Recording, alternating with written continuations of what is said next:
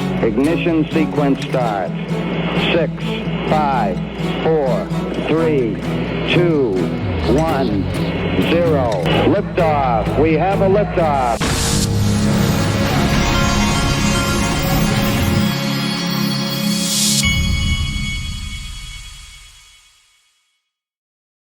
Hey everybody, this is the Digital Asset Investor, and look at Anders L. Master Plan by Ripple. Control the industry standard of crypto custody for the banks. Banks custody their crypto. Now anytime you wish to move or do something with your crypto, Ripple is there to help. Interesting thought pattern. Did we just watch a Ripple master plan? I don't know. But what I do know is that my sponsor Link2 has had Ripple private equity available. And I also know that it sure seems to me that Ripple is acting on what Brad Garlinghouse has said time and time again, and Naveen Gupta also said, which is right now it's just this one thing. But just like Amazon did, they started with books. And now they're off to other things to become the Amazon of digital assets. Now, that's what I think the plan's been all along. Okay, I know, you don't want to listen to Gary, but I gotta play it. When he lies, I'll stop it. By regulation. Which is a lie. Is that the problem, though? It's not necessarily Bitcoin, the underlying asset, but more the froth and the potential for fraudsters to use it that has been This is a field, Becky, that's been rife with fraud and manipulation. And look at all the bankruptcies. And you've had on this set people talking about those various bankruptcies. Don't mention Sam Bankman-Fried and that you met with him, or ETHgate. And it's not just one entity. It's entity after entity after entity. And then investors are just lining up in the bankruptcy court. What do you make of, this goes to the underlying piece of this. You've heard Jamie Dimon say that he would close it down, that basically Bitcoin is, you've seen the comments, right? It's not just that he closed down, that he would say it's used by drug dealers and used by folks who are doing all sorts of illicit and terrible things. There's very few things that trade today that people talk about like that. Now, there are obviously frauds and things that happen, but maybe not like this. Like the dollar is like 100 times more. Well, I know that's your perspective, but I'm just I'm curious how you think about that. That's true, though. This is how much has been money laundered with Bitcoin. This is how much. This is Bitcoin. This is dollar. Yes, Joe. But look, here's the Jamie Dimon quote. The only true use case for it is for criminals, drug traffickers, money laundering, and tax avoidance. I know, but we have a guess. That's his opinion. Right. That's the same Jamie Dimon, same JP Morgan that banked Jeffrey Epstein for years. Joe, what is your opinion? And then paid someone off to keep from having to answer for any of it. And what is your opinion that we have something trading on the exchange for the public that has this type of use case, at least as described by the president of one of the largest financial institutions in the country? It's the leading market share in ransomware, and that's publicly known. Right. It's the token of choice for ransomware. Joe, if I can say, the U.S. dollar, the euro, the yen. He's done a total about face on Bitcoin. He's not even trying to defend Bitcoin anymore, folks. You have the whole society using it as a medium of exchange. We buy our cups of coffee, as I see here. Right. We get paid in dollars or yen or euro. And you have a whole central bank and support for one currency generally per economic region. That we don't have here. So there is a very real economic difference. Which is part of the attraction, since it's decentralized, and you can't have a profligate central bank. It's not that decentralized, Joe. Well, I know you're saying because of the ETFs, but really it is. No, it's not that decentralized, and because look how finance tends towards centralization since antiquity. Right. So what do we have? We have a handful of 3 to 6 core so-called crypto I understand, exchanges. but the asset itself, the way that that's how the distributed accounting ledger. Right. That's how the ledger. And now, how many times do you have people on this show that say, "I want to invest in something because how the books and records are kept"?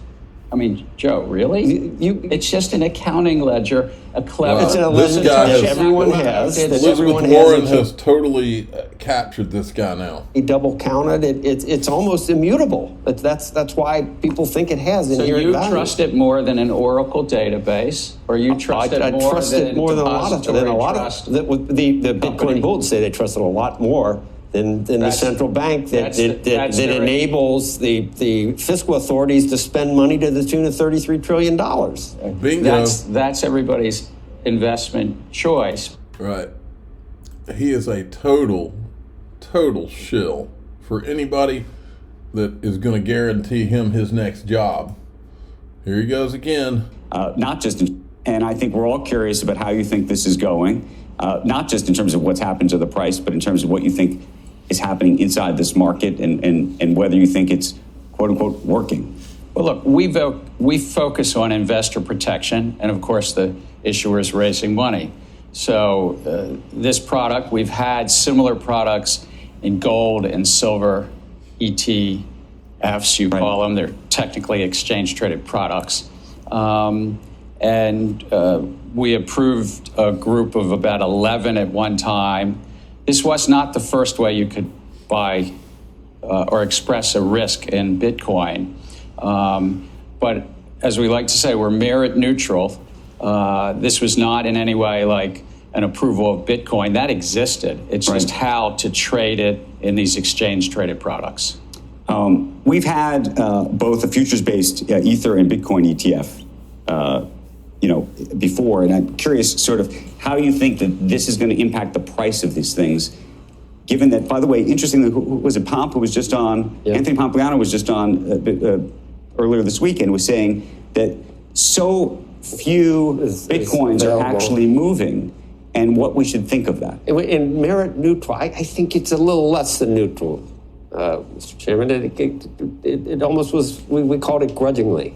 When you finally got it from the court case sort of forced in. Is it really just neutral, or wasn't there a little bit of a, we're not sure about this thing, and buyer beware? Let me say it this way. Yeah. We're merit neutral if somebody's complying with the laws. Okay. So if they're giving full, fair, and truthful disclosures to the American public, who gets to decide on their investments. But you're so smart. Except for Ethereum. No, they're not. They don't have to disclose anything. No disguised whales. No nothing. That's fine.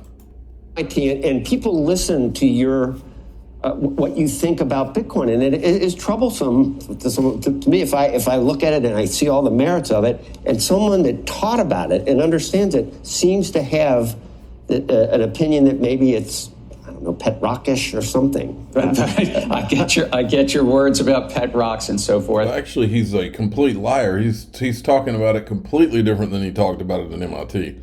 But I think we also have an investor education responsibility at the SEC, particularly about those investments that are non-compliant with either the securities laws or commodities laws and so forth. So here we have an asset class, all of these 15, 20,000 crypto tokens, many of which, without prejudging anyone, many of which are actually something called investment contracts or securities. And the platforms upon which you trade, the intermediaries, they're not like in this building, NASDAQ, that has protections and against fraud, manipulation, and the like. Just seen people lose their shirt on with NASDAQ stocks. You can lose because there's risk. There's risk in investments. But what we try to do as a society is take some of the fraud and manipulation risk out of the market. And okay. Enough of him. Now, this is interesting. This Rick Edelman. That's a big claim. This Rick Edelman, listen to what he says about what he thinks the Bitcoin ETFs are going to do. I'm anticipating that by the time we get to the end of 2025, we're talking 2 years, we're going to see total inflows of more than $150 billion. We're only at 5 right now. What is going to propel? That's a big claim. That's a big number. What's going to propel that? It really isn't all that big when you do the simple arithmetic. Individual investment advisors, independents, those that are operating their own firms, collectively manage around $8 trillion in assets, and 3/4 of them in every industry survey done by DAC-FP as well as by Bitwise all show that 3/4 of advisors say that they're going to allocate to these ETFs and that their average allocation is going to be about 2.5% of assets. Do the arithmetic. $8 trillion times 77% times 2.5% is $150 billion worth of flows. And that's just independent advisors. It excludes the wirehouses, it excludes the regional broker-dealers, it excludes the institutional investors. Well, whoa. So check this out. Jim Rickards, here are the real gold powers ranked by the ratio of gold to GDP. Ranking shows how much real money each has to support its economy. Russia, 8.3%. Switzerland, 7.6%. I'm surprised. I would have thought China would be higher than that. The U.S. is only at 1.9. Looks like Russia has quite a bit of strength there. Look at Stuart Alderati. On Tuesday, Gensler told an audience of Yale law students that the SEC is following the law, but his challenge is with the courts that shift their interpretations of the law. Was Tuesday opposite day? I think we're doing everything according to the law and how the courts interpret the law, Gensler said. And as the courts shift their interpretations, jobs like mine are both more challenging and more interesting. It's kind of thinking about where are the courts in 2024? Where might they be in 2025 and 26? Interpreting these matters of administrative authority. Like the courts are the problem. And Gary is just, this guy's so sickening. Now, this guy, Free American Spirit, got a notification that he might be, it says right here, if you look, it's sideways, but we can see it. If you purchase the digital asset XRP, a class action lawsuit may affect your rights. So that's one of those class actions that's been going on for a long time. I think, but he says anyone else get tracked. Basically, this is one of the many things that have been done to try to slow Ripple down, as far as I'm concerned. I don't know about this particular lawsuit, but we'll see. I'll cover this for a sec. This is basically Tom Emmer, and he's talking to the Treasury head of FinCEN and OFAC about the reporting on Hamas digital asset fundraising campaign. This is probably what Elizabeth Warren was trying to blow up to make this sound like one big money laundering operation, even though she won't talk about FTX. Surprise, surprise. Now, there's a couple of, in DAIXRP.com, I'm going to talk about a couple of weird, strange pieces of news that came out that I thought were weird. But I'm also going to show you something an ex-Rippler said that captured my attention. Because this isn't coming from an influencer or somebody, some random on X or whatever. This is somebody who was at Ripple. Makes you think we're not so crazy after all to float certain ideas. I'm the digital asset investor. I'm not an investment advisor. This is for entertainment purposes only. Please subscribe, hit the like button, tell your friends and family. Here we go.